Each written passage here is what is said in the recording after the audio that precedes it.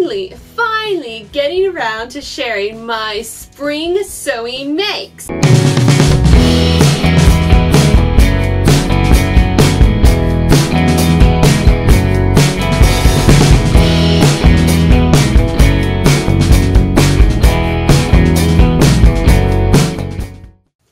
Hello and welcome. I'm Akram Burris, and you're watching Akram's Ideas, bringing creative and crazy ideas to life. In this Sew and Tell episode of Akram's Ideas, I am finally getting around to sharing my spring sewing makes. If you watched my On the Sewing Table a Summer Sewing Plans video, you'll know it's taken me quite a while to get around to filming this spring sewing makes video. And the main culprit was this blouse that I'm wearing and the one here on the dress form. Every time I went to record the video, I realized I hadn't taken photos of these blouses, or they were in the laundry and needed to be washed before I could actually film or take photos.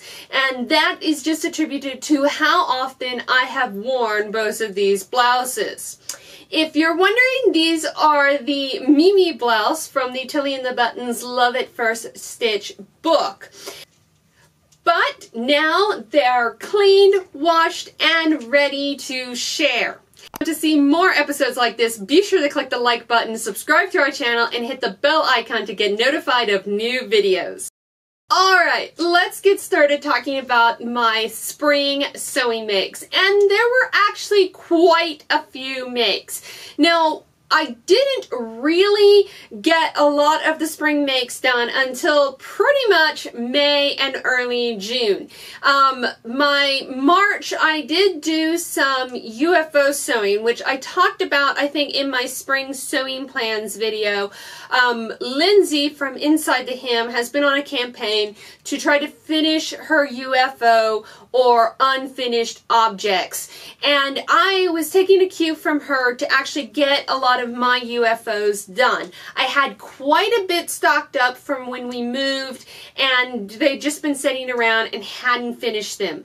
So early March is when I tried to tackle those, because March and April I was relatively busy coordinating an event for work. At the end of April, I had to go to a conference, so I actually put together a little mini work wardrobe for that, and the majority of all these sewing makes were mainly May, early June. So I'm going to go ahead and try to do this in chronological order, starting with the red Coco.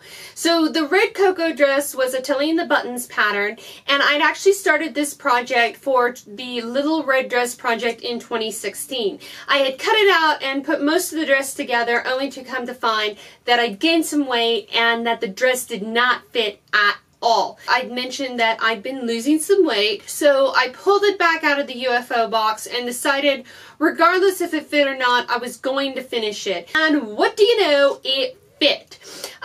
It fit to an extent.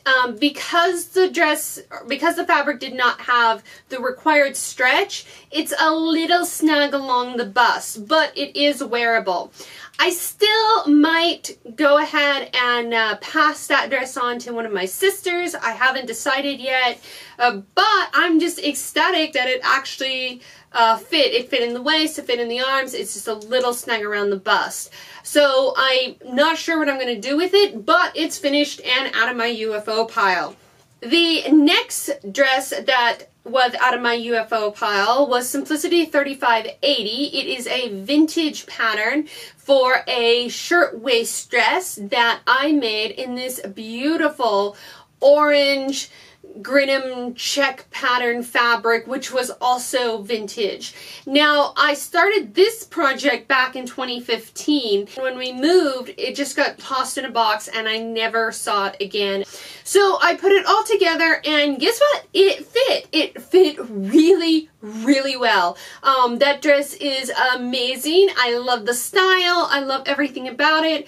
The collar could be pointier. I just wish I'd given it a little bit more time. I'd actually already sewn the collar together. I just hadn't attached it to the bodice.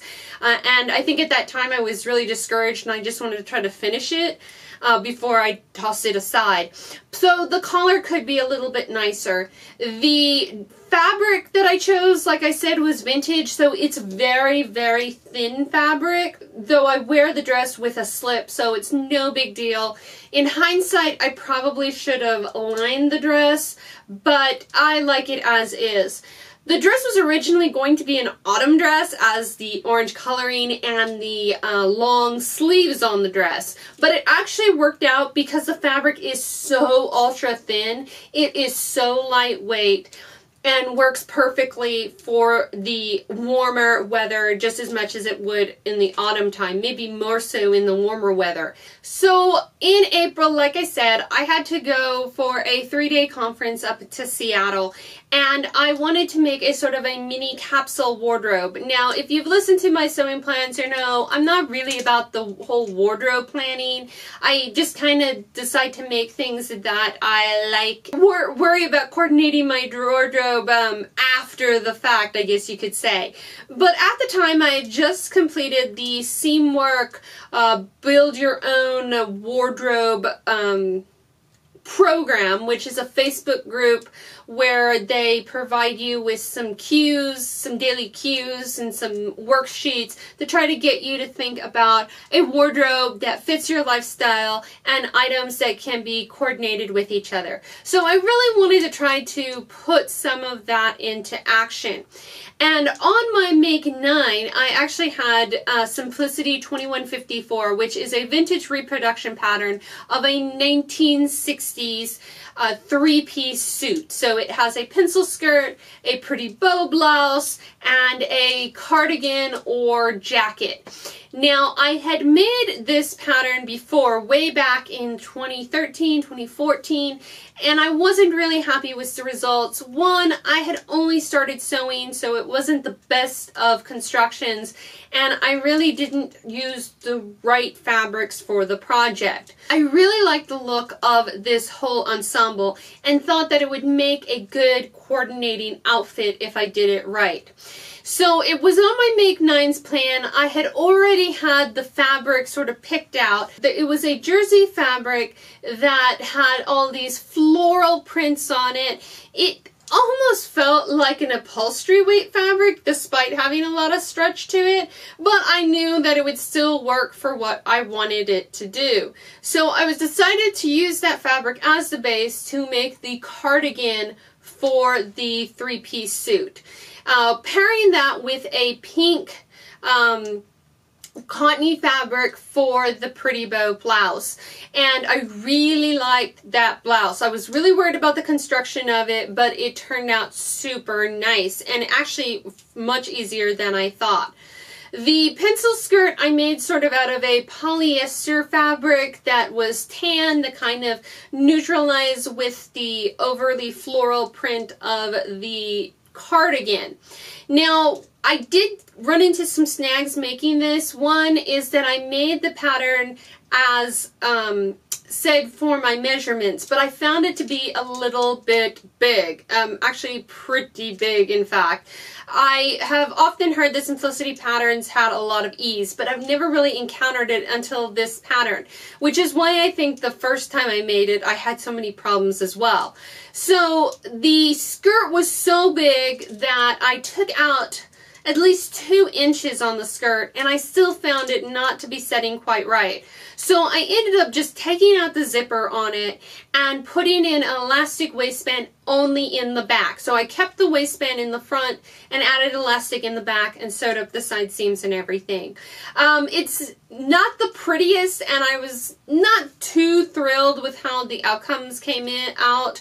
I mean, it's wearable and I did wear it, but I feel like I still want to maybe try to revisit this because I feel like that skirt could look better. It's just, I don't like how it looks at the moment, if that makes sense.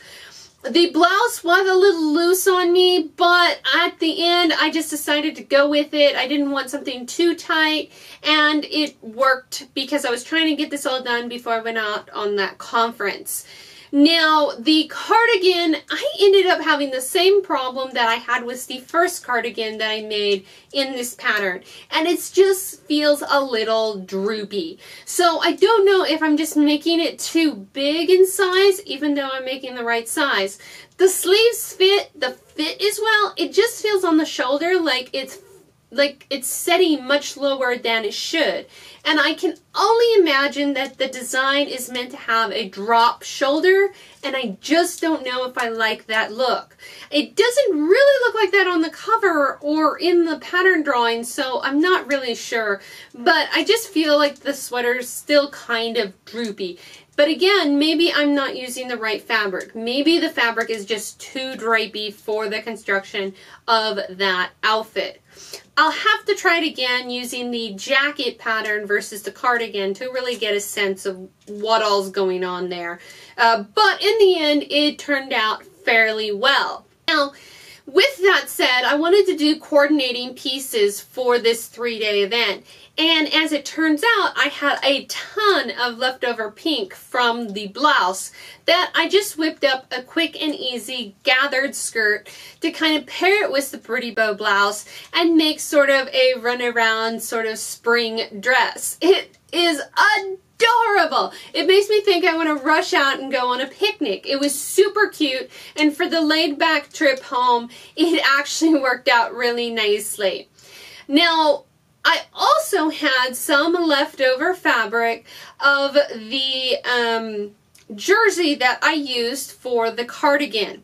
And for that, I actually whipped up McCall's 8046, which is, I think that is a out of print pattern now, but it is basically a simple A-line skirt pattern, and I've made it before a long while ago, I think back in 2015 or something, and it's just a really simple skirt.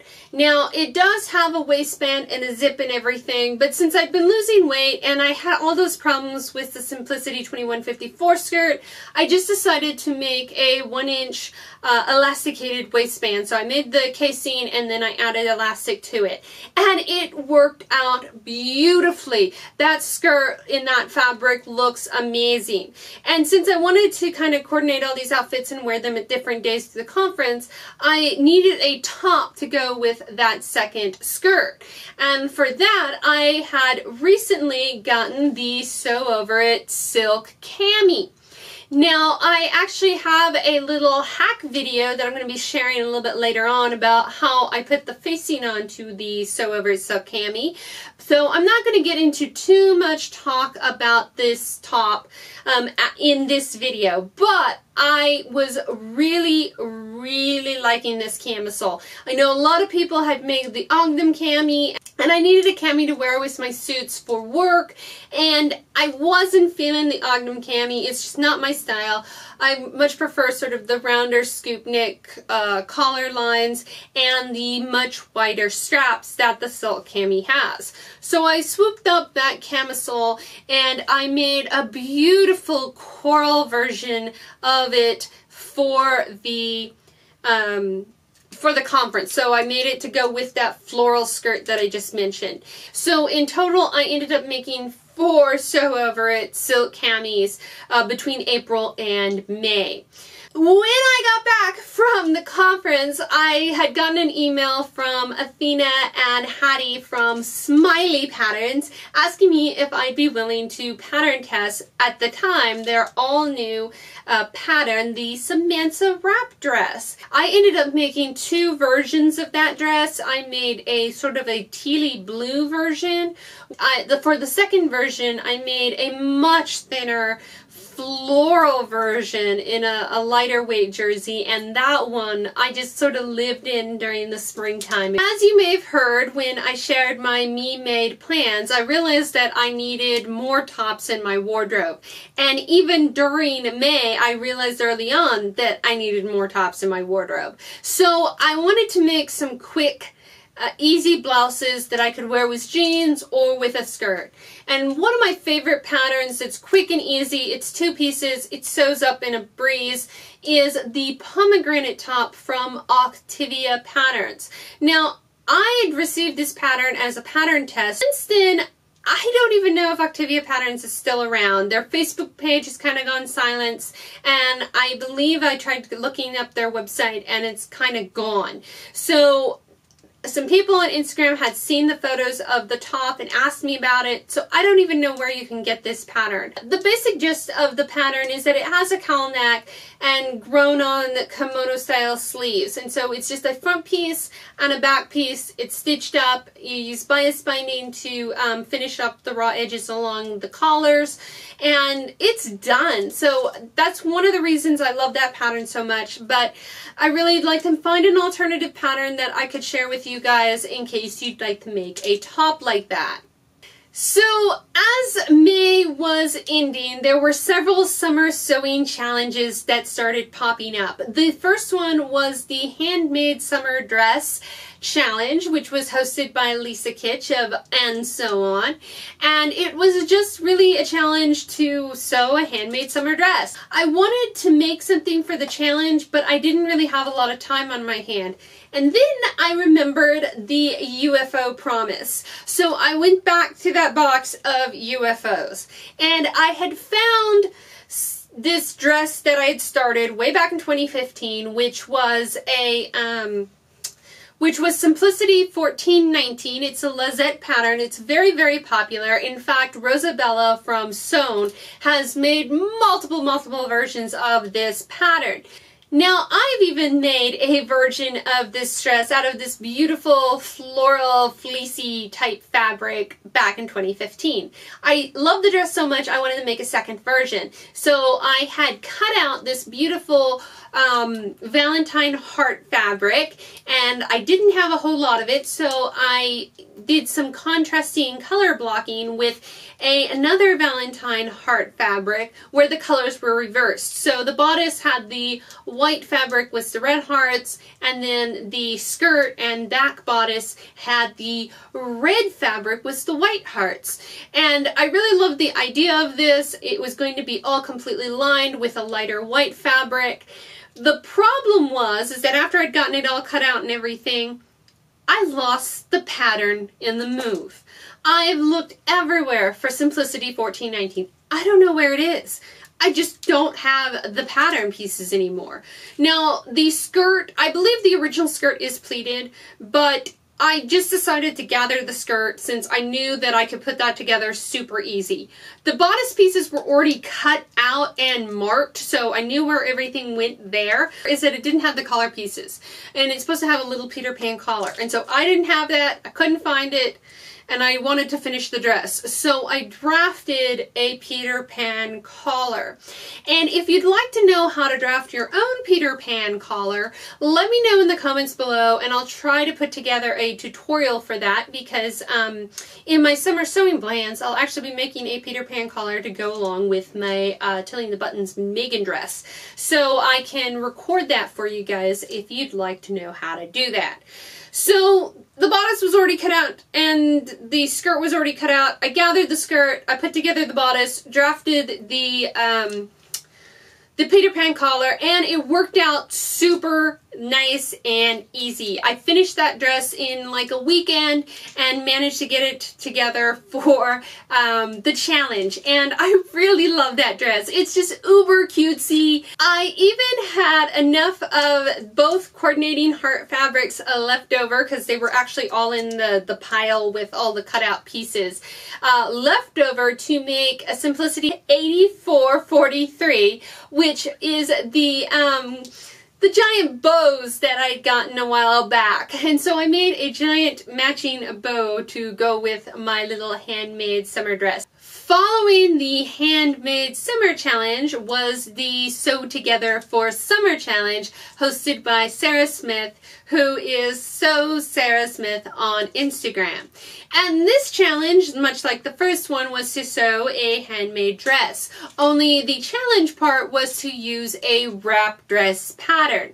And I had several wrap dresses in mind, But in the end, it all came down to my fabric choice. I went looking through my fabric stash and I found this beautiful cotton quilting, light blue with adorable sailboats on it. And it just screamed summer to me. And I decided in the end to go with McCall's 6959. This is a wrap dress that I'd made back in 2015, 2016. One of the reasons I decided to go with this is that we were nearing the end of Me Made May, and I had just pulled that out of my wardrobe to wear for Me Made May and realized how much I loved that dress.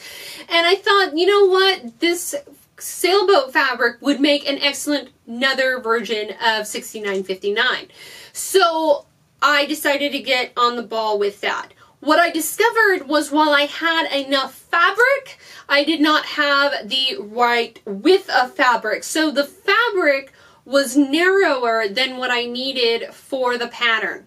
So the pattern has, you cut 2 pieces of the front, I believe, and 1 piece of the back on the fold. So what I ended up doing is I sliced my pattern pieces. Of course, I traced this all out first, but then I sliced the pattern pieces. So then I ended up with panels. And so my back piece was cut into 2 pieces that were on the fold. So I had 2 pieces of the back piece, and then I cut the front piece into 4s. So I had 4 pieces of the front pieces, and I sewed all the panels together with seam allowance. I think I used a 1/2 inch seam allowance just to make sure that I could fit everything onto the fabric, and that's how I made the skirt. Now my I think the darts on the blouse still lined up with the seams and everything, so I made sure that all worked out perfectly. The bodice I just cut as is, and like I said, I used white contrasting for the collar and for the collar facing. I used white bias tape for the tie that gets sewn on around the dress, and it worked out beautifully. It's a little shorter than my original dress, again, because I was limited on fabric, but that dress is so much fun, and I just am so happy how it turned out. I actually like the way the panel skirts look. It's a little bit different on a wrap skirt. Usually they're much larger pieces, but I think it adds some detail, and in all honesty, you don't really even notice that the skirt is paneled until you get up close to it. But I'm just so happy that I was able to get that dress out of the fabric that I had, and that's another dress that I've been living in this heat wave. It's been so hot that any kind of cotton sleeveless dress has been worn routinely these last few weeks. All right, we're getting closer to the end, folks. Like I said, there were a lot of sewing makes this spring. So the next sewing make, and I want to say this was early June, late May, maybe June, where I got another email from Hattie and Athena from Smiley Patterns saying that they had made yet another pattern, the Abby jumpsuit, which was basically a variation or hack of the Samantha dress. And since I was a tester on the Samantha dress, they wanted to know if I could do the Abby testing as well. We'll see in the pattern review I'm not really a big jumpsuit wearer, but I started thinking that I could potentially alter the pattern to look more like beach pajamas from the 1930s. And so that was kind of my plan going in. I'd really need to add some more flair to the sleeve pattern to get the look that I'm after. But overall, the pattern is really nice. I don't know if I'll make it again. I'm not a big jumpsuit person, but the fit on that pattern, once I made the alterations to the crotch and did the pattern grading, it fits beautifully. So I am actually pretty happy with how the end results came out. finally, the things that I have been living in, I was talking about, has been my Mimi blouses. So this is the first version that I made, which is this beautiful vintage florally pink Mimi blouse. And I love it. I love the back yoke. I love the soft gathers at the shoulder. I love the kind of pleated sleeve that gives it such a nice finish to it. I love how the collar is just this kind of soft collar. I use sort of a ivory, sort of a clear ivory type button on this version. And of course, when you make a blouse like this, you need something to wear it with. So I immediately decided to make a Delphine skirt, which is also from the Love at First Stitch book. And one of my favorite skirts, as you recall, you know, if it's not Simplicity 8019, it's probably going to be a Delphine skirt, because those are my two all-time favorite skirts of all time. So I made a Delphine skirt, and I made it in yellow because I wanted to kind of pick up the yellow tones in this particular blouse. Now I actually have a pink denim Delphine skirt that I've made years ago, like 2014, 2015, which actually works really well with this top as well. But I wanted to make another Delphine skirt because you can never have enough Delphine skirts. My only regret is that I typically put pockets in my Delphine skirts, and I was in such a rush to make it because I wanted to pair it with this blouse, and dang it, what'd you know? I forgot the pockets, and I'm like, no!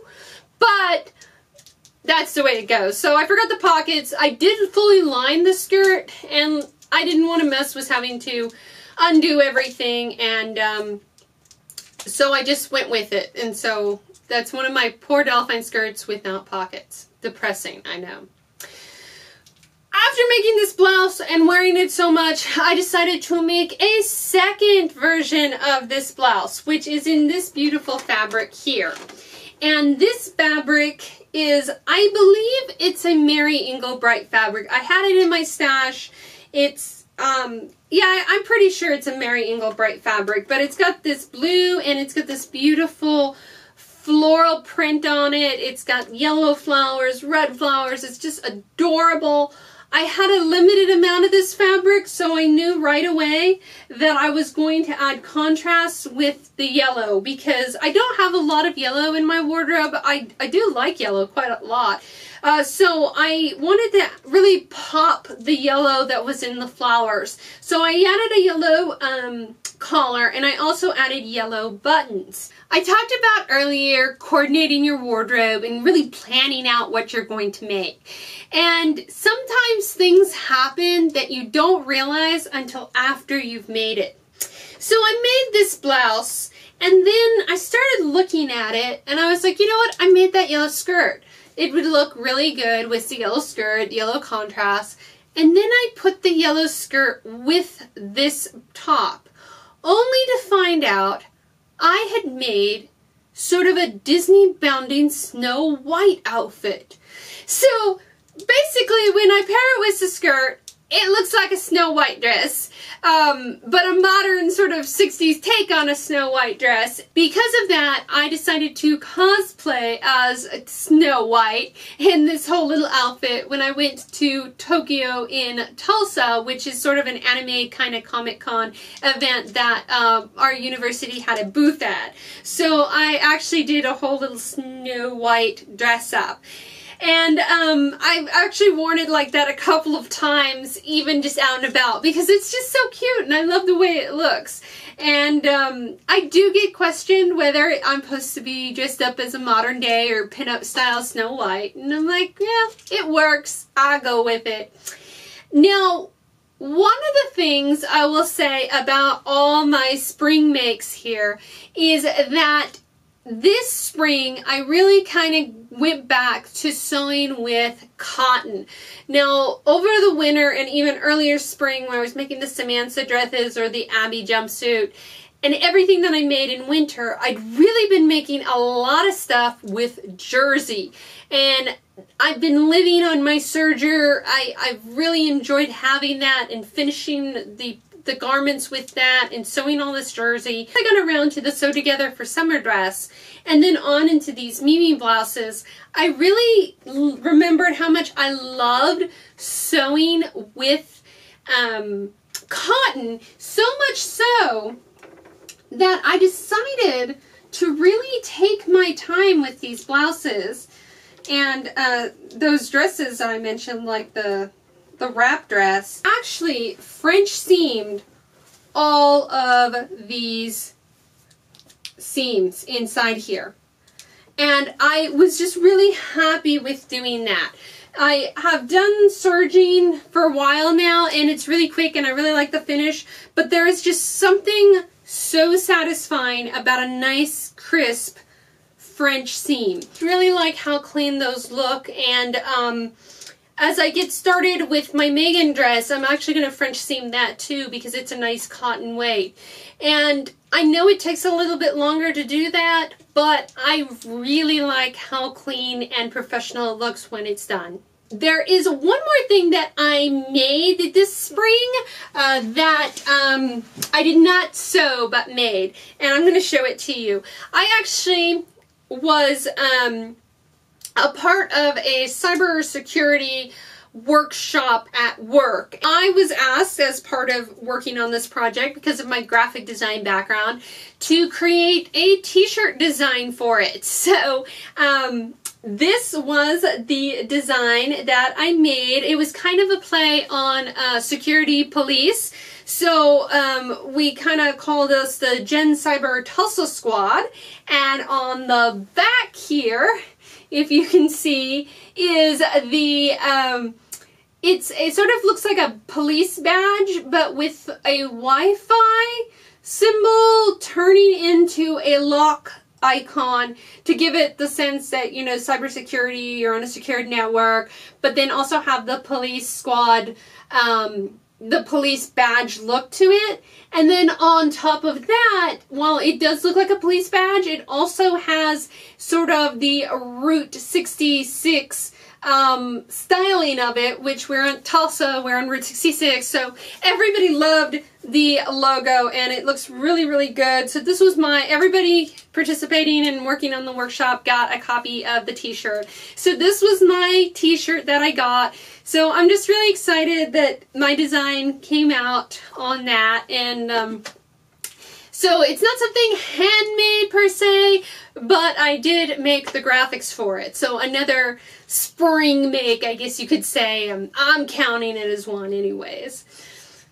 And that is my Sew and Tell 2018 spring makes. I'd love to hear in the comments below what all you've been making this spring and what your thoughts are on any and all of the projects that I worked on. Thanks for watching Spring Makes. The next summer challenge that spun up, let me start that over. Felicity 8443. I don't like that. Let me do that again.